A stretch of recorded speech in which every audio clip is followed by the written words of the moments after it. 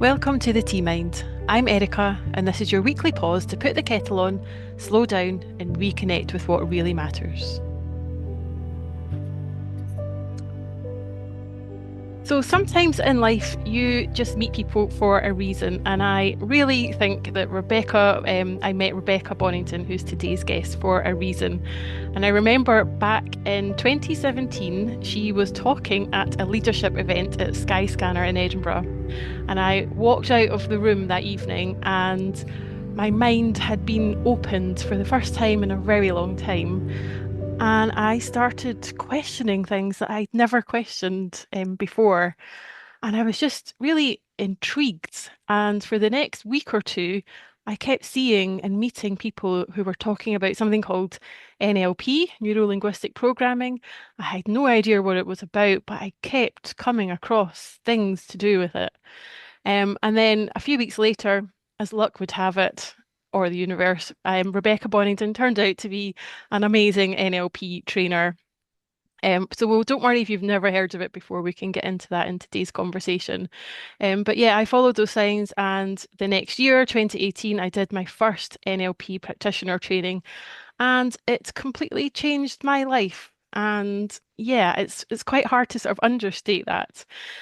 And it was really that spurred me on to just continuing to work on the benefits of working with our mind and trying to work with our minds rather than against it, and how that can really unlock magic in your life and make you get to where you want to go easier and faster and allow you to be happy where you are now and all sorts of magical things. So I am so excited to have Rebecca Bonnington with us here today. Rebecca is someone that has definitely forged her own path in this world. And she's been running businesses since the 90s, long before it was fashionable on LinkedIn. She is a wonderful, warm, grounded, funny, fearless woman who I am very, very privileged to know. And her company, Tricrest, coaches and really exists to build kick-ass cultures from the inside out. So today we're going to be diving into that messy middle all between ambition and alignment. So grab your cup of tea, take a breath, and join us as we speak to the one and only Rebecca Bonnington. Welcome to the Tea Mind podcast. Wow, what an introduction, Erica. Thank you so much. That's very kind of you to say all those lovely things. I really appreciate it. And thank you so much for having me on your podcast. It's an absolute honor. Thank you. Well, I am delighted to have you here. So let's get started then. Do you want to maybe start with where does it all begin for you? Tell me a bit more about your origin story. Where does it all begin? My NLP story begins in 2006 when I was looking for leadership development training. I was running my own recruitment business at the time. And I found things available, and like you say, there was nothing. The business owning landscape was completely different back then. And there weren't the resources, there weren't the programs, there wasn't the support available that there is today. So when I looked for leadership development, it was really hard to find anything that wasn't corporate or that wasn't sort of sitting on the side of a hill going on. And I was leading a team of recruiters, and it's sales. It's quite hard faced, really. And you're only as good as your last months, and there's lots of egos to deal with. So I didn't, sitting on the side of a hill going on wasn't really going to cut it for the people I was leading. And somebody recommended NLP, and it was a trusted sort of business associate who recommended it. And he said, you have a look into this. So I looked at the guy who was delivering the training. I looked at his website and just went, this looks like am I allowed to swear? Yeah, go for it. Right.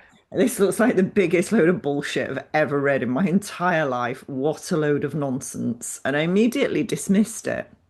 Um, and I went back to this guy who'd recommended it. I went, really? You're really going to do this for a week? And he was the CEO of quite a big company. He went, yeah, I am. I went, right, I'll do it. But if it's pants, I'm blaming you. So I took a week off. It was 7 days training. over in Glasgow, and a bit like as you have described, Erica, it completely transformed my life and has continued to set me on an incredible path, which I'm very grateful to be on. And I've never looked back. And what's been so transformative about it? I think up until the age of 36, which was 2006 when I did my first course, I didn't realize that you could be in control of your own thinking. I just didn't know that. I didn't know that was a thing.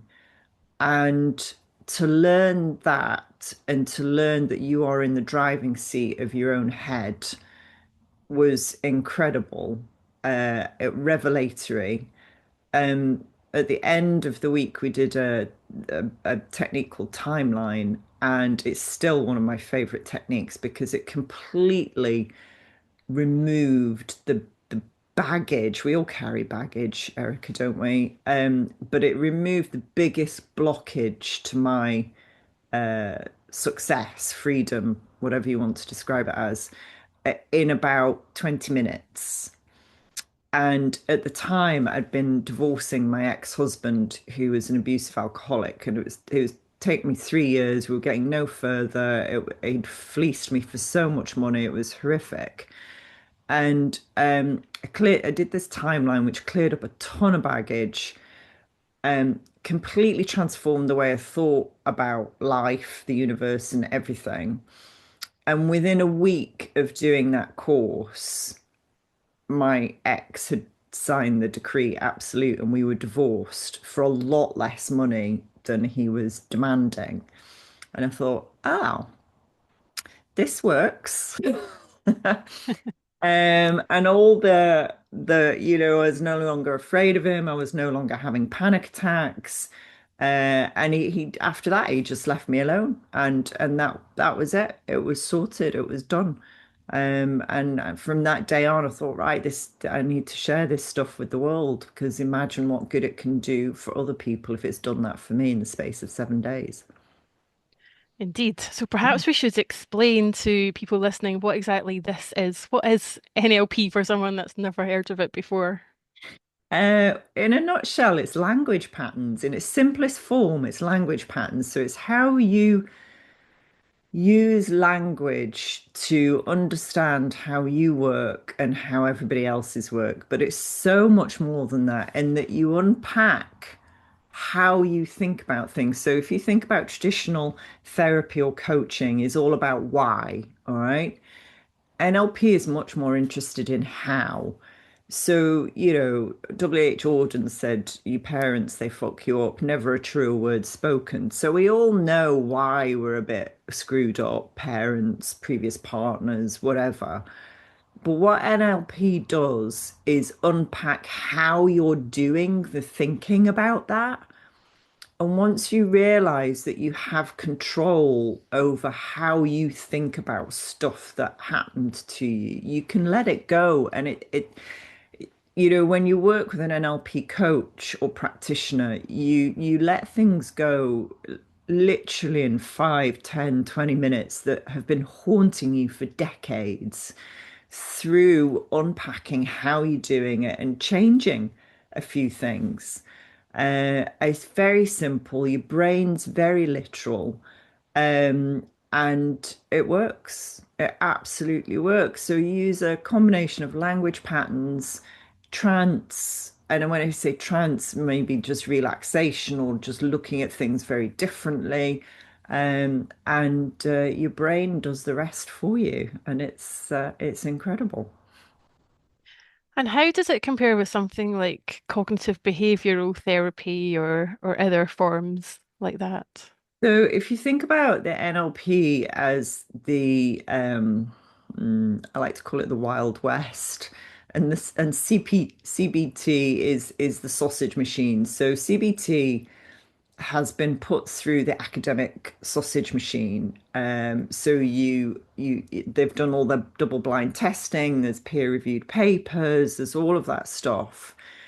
Because what CBT does is present a certain way of taking people through a certain number of steps in a certain order, usually traditionally over a 6 week period. And it gets about a 30% success rate. Okay, great, brilliant, really works for some people. Um, NLP, I call it the Wild West because you never, ever do the same thing in the same way with different people. So each person that comes to you will talk about whatever it is that's holding them back or whatever it is that they want to achieve in a completely different way. So I will sometimes never use a certain phrase or word or technique with somebody because that's not appropriate for them. Um, and so you can't put it through that peer-reviewed sausage machine type process, which means that academia doesn't particularly like it. It's not used by the NHS, although a couple of my trainings, they've been psychotherapists on the trainings. There was a CBT practitioner, and she admitted to me, she said, officially I do CBT, but really I'm doing NLP because it's better and it's quicker. Um, so yeah, that's those are the core differences. Nothing wrong with any of the other therapies at all. They absolutely all have their place. But I think NLP is faster and more effective as a result.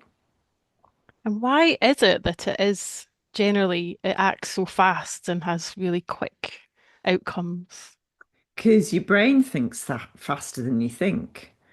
If you take something like a phobia or PTSD or something like that, you get that in an instant. You have amygdala overload, which is what phobias and PTSD are. You're so overwhelmed with sensations, fear, all your senses are heightened, and you have this massive shot of adrenaline hits your amygdala, and then that happens really quickly, really, really quickly. And so NLP works with the speed of your brain. Your brain gets things fast. So the fact that you can undo that quickly, your brain instantly gets. And a lot of people have been taught that it takes a long, drawn out process to overcome things. But it's actually not true. If you can get a fear like that, you can undo a fear like that. There's no reason why not. Yeah, it's fascinating. Mhm. So take me back then to the moment that when you learned NLP, what was your journey from there like? So I was leading a team of recruiters. We had a couple of offices, and poor people. They were my guinea pigs, bless them. I've learned a lot since then. One of which is to ask permission. Yeah, I kind of started working with some of my team, changing mindsets and that sort of thing. Um, and what actually happened was I fell out of love with my business and thought, I don't really want to be doing recruiting anymore. I don't really want to be growing a business anymore. I want to do this NLP stuff because it's much more fulfilling. So I set about doing more training. I found the source, Dr. Richard Bandler, and thought I want to learn from him. So I booked on a training in London, and Paul McKenna was delivering the training, Bandler and John Laval, 200 people at Earl's Court, blew my mind.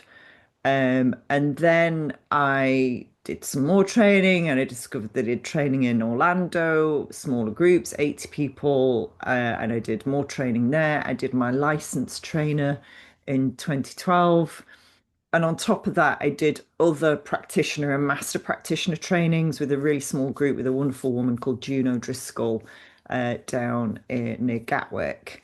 And Jeff, whose surname escapes me. Anyway, um, and I did smaller trainings to revisit practitioner and master practitioner. And by the time I'd done that in 2013, I was ready to deliver my first NLP licensed practitioner training.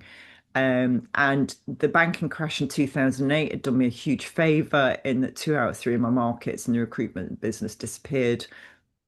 I was pregnant with my third child, so I thought, right, I'm just going to close the business and focus on being a coach using NLP, and that's what I did. And when did TriCrest come into being? How did Oh, that evolve? so I've been coaching and consulting for about 9 years on my own, doing leadership development, business coaching, business consulting, delivering NLP courses, practitioner and master practitioner. And it was lovely, but I was actually a little bit lonely doing it on my own. And so I thought I'm gonna I'm gonna build something. I had never built something since the recruitment business. I'd kind of been raising the kids, laying low. And I thought, right, I'll put something together. And by that time, I'd got some models and frameworks that I'd been using with clients. And I just thought, right, I'm going to put this together, put it on a learning platform. And my original intention, Erica, was to teach other business owners how to use this stuff in their own businesses. But what I realized relatively quickly was that they don't have time to do that. And they actually really do want a coach to help them. So I switched and started training coaches in my methodology and spent 18 months with the great Lauren Jones designing all my models and frameworks, and TriCrest was born. Fantastic. Yeah. Um, and if can we bring this back to sort of some real examples that people could maybe use in their everyday lives of how they can use NLP on a day-to-day basis? What would that look like for somebody listening? Yeah, so the most common thing is that people don't get the results they want in life because they're focusing on what they don't want. And the brain, as you well know, Erica, can't process a negative. So when you say don't think about Elvis Presley and his white diamante outfit, then that's the first thing you think of, obviously. Um, and a lot of people are wandering around in their heads, in their own heads, going, "Oh, I don't want this, I don't want that, I don't want the other." And actually, my question to you all is, can you describe what you do want positively? What is it that you actively do want? And focus on that. The most powerful voice is your own voice, your own head. And when you start changing the script in your own head, then that's when the shifts begin to occur.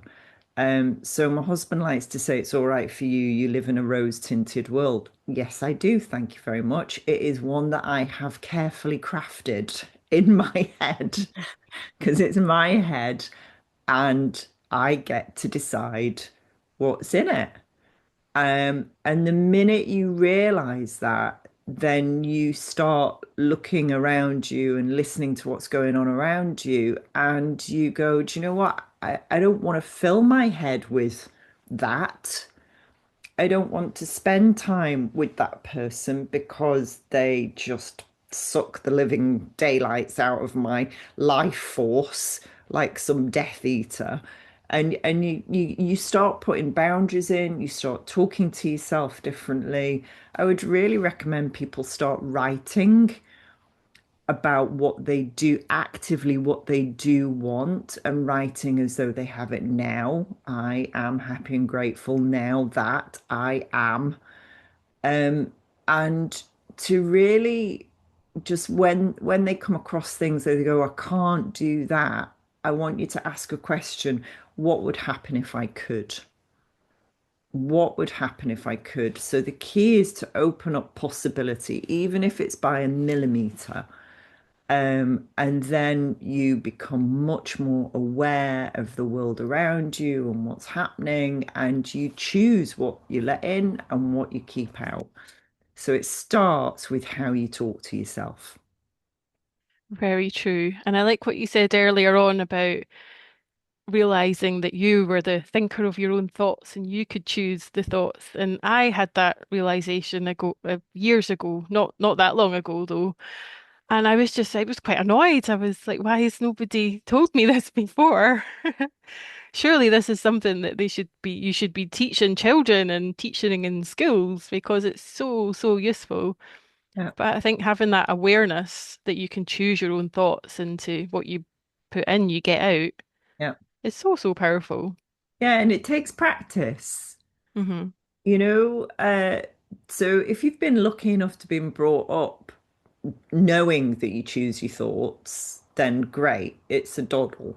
And if that's the case, you'd be thinking, well, what are they talking about? It's obvious, everybody gets that. But um, most people, in my experience, haven't been taught that. So you've had decades of not knowing that, and a lot of people go, well, it should happen instantly. No, it's practice. And, even after 2006, when I started learning NLP, even after all these years, occasionally I need to remind myself as well. Is like, Rebecca, what are you thinking that for? That's doing you no good. Think this instead. And I do have a little chat with myself in the head. So it's a constant reminder that you tidy up your own head and you have to keep an eye on it because it does like to wander off and pick out the world's latest disaster or you know what it's like, everything's rubbish, I'm going to eat worms, everybody hates me. We have a tendency to do that as humans, so it is a constant practice. I wonder if the voice in your head has a name. Oh no, not mine, no. Some people do though, don't they? Yeah, I think it's Mo Godat that talks about. I think his is called Becky, All right, okay. Becky Brain. No, mine's just the pain in the ass. So go away.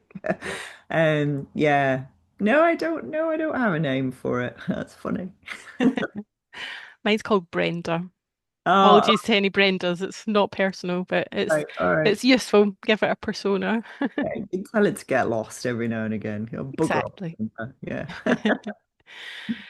So then you set about doing your coaching online, and how did all that come about, and how's it going?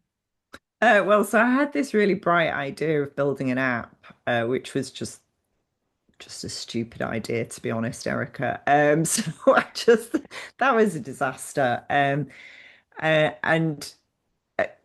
won't go into why it was a disaster. It was just a disaster. And some really nice person said, "Why don't you just use Kajabi? It's all built for you. It's all done for you." That's loads of course creators use that. At the time, I didn't even know I was a course creator because I didn't know there was a thing like that. Anyway, so I went, oh, brilliant. I've got Kajabi. I can put all this lovely content on Kajabi and it's easy to sell. And yeah, that's all it was. If you want to share something across the world, stick it online, create a course and share it. And that's what I did. Yeah. Would you recommend that as a way forward if people are in Uh, that space? okay. Would I recommend it as a way forward? Right. Creating the course is the easy bit. All right. That's the easy bit. The hard bit is marketing it. My main advice is to, if you're gonna do that, start with a little course, very low cost. Learn how to advertise it and market it before you do anything else, because that's actually where the work is. The hard work is the digital marketing, and that is a dark art. All right. And there are millions of courses out there that tell you, for 8 grand, I'll show you how to do this, I'll show you how to do that, and you'll have your first 30 grand month. Honestly, it's such bullshit, Erica. It really is. Yeah, probably one or two people have a 30 grand month. The rest of us are making £2.50. Okay. If we're lucky. So just go into it with your eyes wide open. People get really excited. Oh, I'm going to put it online. We're going to create a course. Everybody will buy it. Nah, they won't. They really, really won't. Getting people to buy digital products is one of the hardest things to do.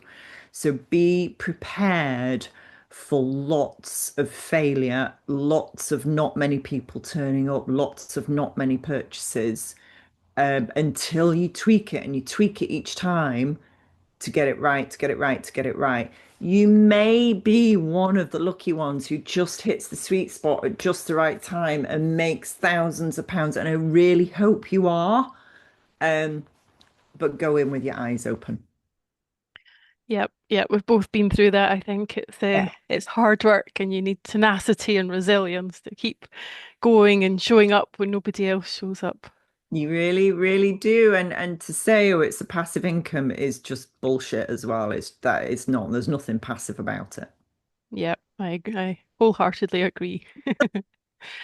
And how have you seen, because you work with obviously lots of coaches and also you've worked with lots of businesses, what sort of shifts have you seen since the COVID pandemic and those Hmm. times? So with businesses, obviously everybody worked from home and then they've come back hybrid and now depending on the nature of business. So some businesses you absolutely need to be in the office 5 days a week. And there's lots of reasons why that's very, very important. Other businesses, that's not needed so much. And those businesses that have kind of settled on this hybrid model are doing about 3 days a week in the office. And a lot of them are insisting on these anchor days, so everybody's in at the same time. So that value of being together and sharing in person has has been realized now, and people now know it's very, very important. So that's one major shift. The other for coaches is there are a lot more coaches. So there are a lot of people coming out of their 9 to 5 jobs absolutely burnt to a crisp. COVID was very stressful for most of them, and they've done a few extra years after that, and they've got to, I don't know, 50, 55, 60, and gone, I'm done. I've had enough. But I've got all this expertise and energy to give, and I want to give back. And that's where people coming to us and going, right, I need some frameworks, I need some systems, I need some content, some workbooks, some this, that, and the other, some terminology. And that's what we're providing to these people. Yeah, those are the key shifts. People are more awake to going, actually, I want something else out of life. And from everything that you've learned so far from all your coaching and NLP, for people that are in a situation where they are just frazzled, burnt out, on the verge of burning out, maybe it's their where they're working or life, just life generally. What's the key things I think that you've learned that could really help people to deal with that situation? Uh, One of the key things for me and for other people I see is to learn something new. It's really interesting. You gotta be able to step back and create space. And that might literally be 5 minutes of space to sit, have a cup of tea, stare out the window. That's the first thing. Um, And the next step is to not feel bad about taking space and to go, I need this and I'm enjoying this, and that's okay. And then to lift your head up and over and go, what else? There's more to life than this. And there absolutely is. People think they can only do this, they have to do this, they need to do this, their identity is tied up in it. And I've been there and I know you've been there, but letting go of that identity. When I was on the retreat last week, one of the things I wrote down is to further allow the dissolution of my business ego. All right. So it's something I've been working on over the past year or so, is to detach myself from Rebecca the businesswoman, Rebecca the coach, blah, blah, blah, and to just move to I'm just me. That's it. I don't have a label, I don't have an attachment, nothing. Now, and again, it takes practice and it's a process, and it starts with the first 5 minutes of just stopping and staring out the window and feeling good about that. And how does detaching yourself from that ego help you in business and just generally? Um, Again, I can only talk from personal experience, but it has allowed me to reduce stress levels, to enjoy life more, to be okay with spending time in my garden midweek. After this, I'm about to do a gym class. I've started baking muffins during the week, Erica. And do you know what? The world doesn't end, and I still get clients, and I still get work. Um, I, and I achieve more in a short space of time because I'm more relaxed and I'm not attached to the outcome. I'm just, yeah, because the the ego doesn't need 12 billion clients to, I don't need that to feel good about myself. I don't need a full diary to feel good, to feel worthy, which is what I used to feel. There are weeks, oh, I need to fill my diary. Why? Yeah, just no, don't need to do that anymore. Yeah, I think that seems to be the key, learning to let go of the outcome so that you can really just be in that space and do whatever you have to do or whatever you want to do. Whatever you feel like doing in the moment. And you have caught me just coming back from retreat, so I've reflected on this obviously a lot. Um, and one of my successes from the retreat was to just do what I wanted to do in that moment without planning it. Wow. And how did that work out for you? Bloody brilliant, Erica. Why do you think that's so hard for people to do, to achieve? Because we're taught to plan and structure and always be doing. And if you're not doing, then you don't have value. Hmm. And it's not true, is it? No, it's not true at all. Oh, but that's what we're taught. And yeah, if you want to buy a house, yes, you have to plan and you have to save. And if you want to build something, you have to plan it. And if you want to build a business, you have to plan it. I'm not saying don't ever plan anything because that's important. But there are times when it's also just as important to go, there are no plans today or this week, and I'm just going to go with the flow. What really strikes me about you is it seems like you're able to do things without fear. Can you tell me more about that? Is that a true reflection or is that something you've learned? If so, how? Yeah, I don't have fear. Sometimes I'm nervous, definitely. I wouldn't be human if I wasn't. But I learn so I must thank my ex-abusive husband because he taught me a lot.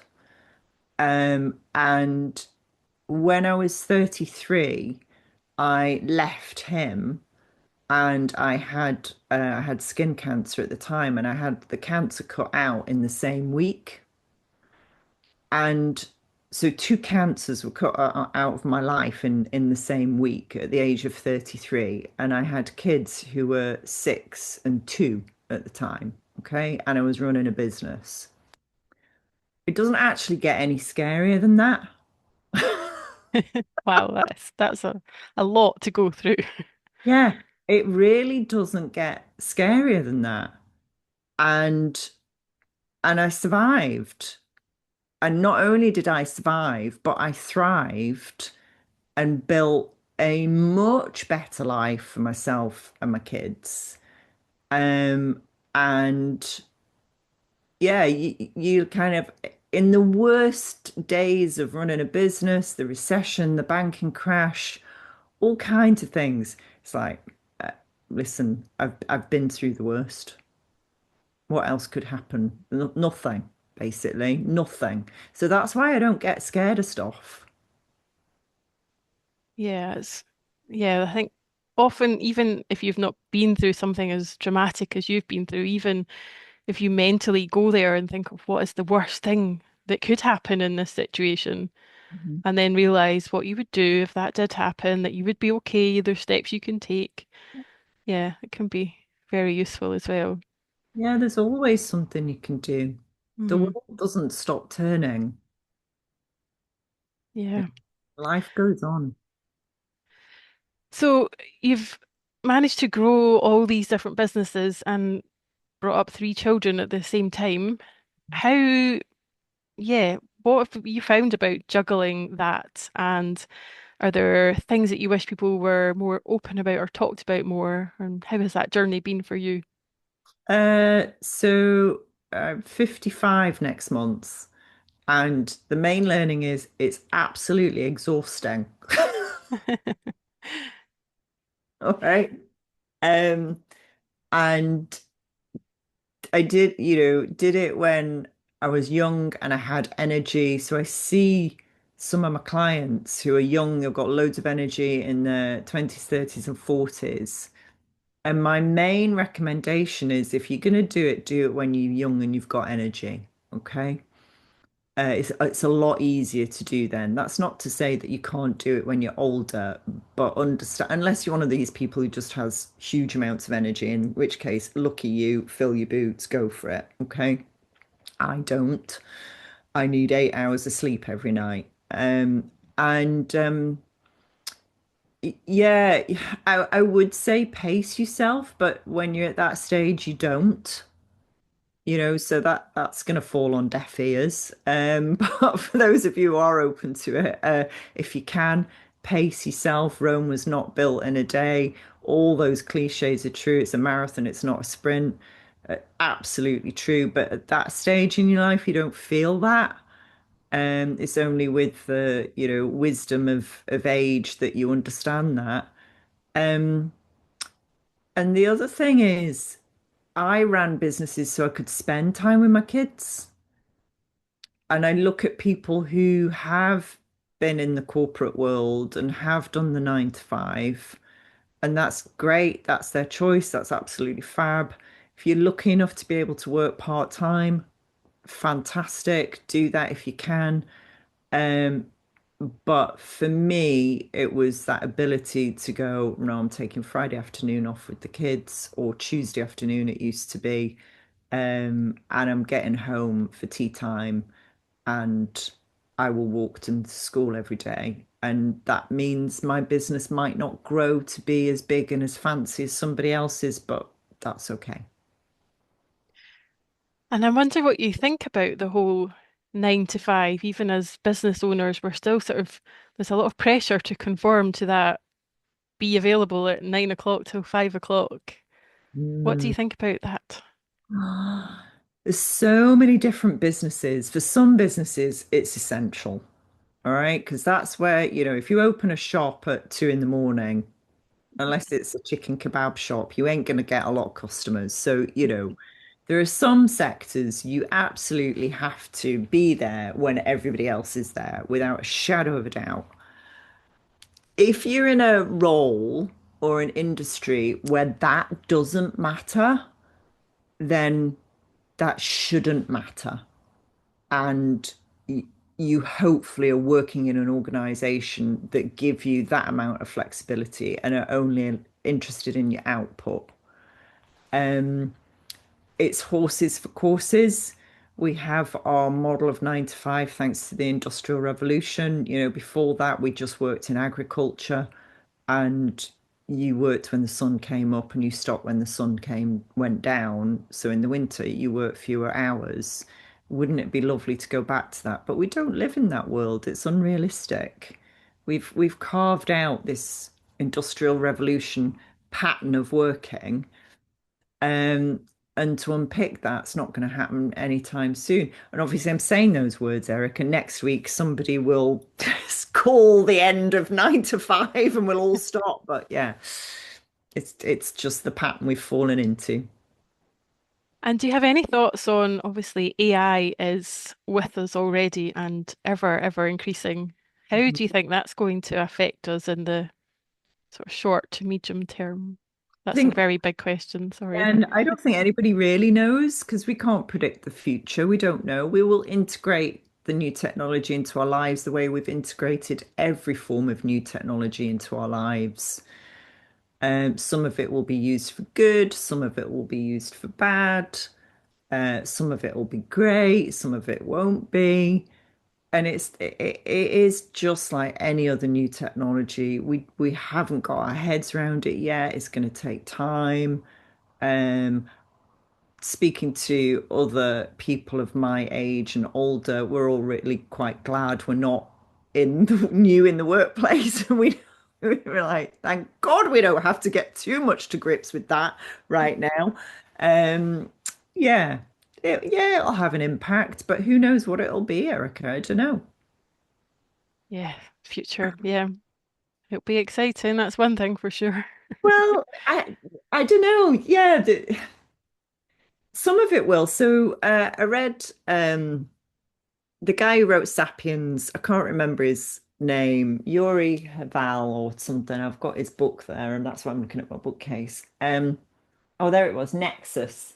Yuval Noah Harari. All right. So he talks about that in *Nexus*.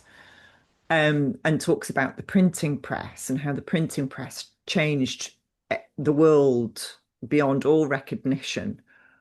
And he said some of it was great. You know, we got to read the Bible for the first time and understand it, and the power was taken out the hands of the priests and the papacy. He said, but also at the same time, all the books about how to identify a witch and how to spot a woman who is a witch were also printed and widely distributed, and that led to the witch trials. And AI is going to be exactly the same. Some of it's going to be brilliant and enlightening, and some of it's going to be horrific, like every other technology that we've ever experienced. So, bringing it back to NLP then for a moment, how can we, yeah, is there anything NLP can teach us to sort of really lead into as we move forward to these very uncertain times? Yeah, and by we love saying times are uncertain us humans. They've always been uncertain, all right? There's nothing more uncertain than, plague, famine, your harvest failing, the water not coming. We've had a lot more uncertainty that I would argue we've never had more certainty, actually. But, the media, that doesn't sell clicks. That's not good for clickbait, is it? So, what was the question? So that, oh, NLP helping that. Yeah, That's a beautiful example. That is a beautiful, I question everything. I question everything. I go, okay, that's your opinion. One. Two, I'm going to unpack what you actually mean by that because the media have taken this word uncertainty and loaded everything in it, hmm like climate, Israel, Gaza, Ukraine, the economy, Bitcoin. They've just loaded everything into it. And oh, it's uncertain. No, it's not. It's not at all. It's just that you're hearing more stuff and you're aware of more stuff. NLP teaches you to go, I'm not accepting that on face value. That's your bullshit. I That's love what that. you need to do. Question everything. Everything, Yeah, and including yourself. hmm yeah, I think that's one of the biggest lessons I've learned as well is to, yeah, question things. What does it really mean? Unpack it, Mhm. get to the bottom of it, ask better questions. Yeah. And who's benefiting from putting that stuff out there? There's only a handful of people who are really benefiting from that, and they own big media corporations and advertising budgets. Yeah. Wow, food for thought. Yeah. And I'm curious from everything that you've learned in NLP, what's the biggest sort of belief change or shift that you've had that's had the biggest impact on your life? Probably the belief about beliefs. Again, Mm, before doing NLP, I thought, well, beliefs were like rock solid things cast in stone that would never change. And that's completely untrue. So you can hold beliefs all your life and then realize that actually they're not what you believe, they're what somebody else believed and told you to believe. And then you go, why am I carrying somebody else's belief around with me? I don't need to do that. I had that about tattoos. I realized at the age of 50, I was carrying my mother's belief about tattoos around. They're horrible. They're only for common people. And then I thought, why am I believing that? She's been dead for 10 years. Why am I still believing this? Then I got some tattoos done. Fantastic.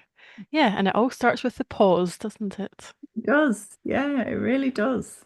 Yeah, carving out that space, whatever that looks like for you. Hmm. Yeah. Yeah. And I'm curious as well, if we were to sort of follow you around your house with a camera for a day, going about your day-to-day work, what's one thing that we would be really surprised to know about you that you don't share on LinkedIn? How much I talk to my dogs. Yeah. Like talk to my dogs a lot. Yeah. Yeah, that would probably be it, definitely. How much I talk to my dogs and wander around my garden and faff about.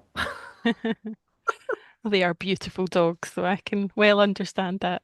Yeah. They're very nice. Yes, I love them. And looking forward to the future, Mhm. I I would be very surprised if you don't have a very clear vision of how your future is going to look like. What's sort of coming up for you? What things are you really looking forward to?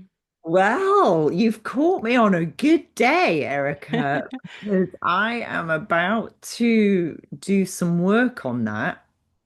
Um, because for about a year I've been thinking there's a change coming. I've felt it. There's something shifting, and I've not been clear on what that might look like, sound like, and feel like. A bit of NLP for you.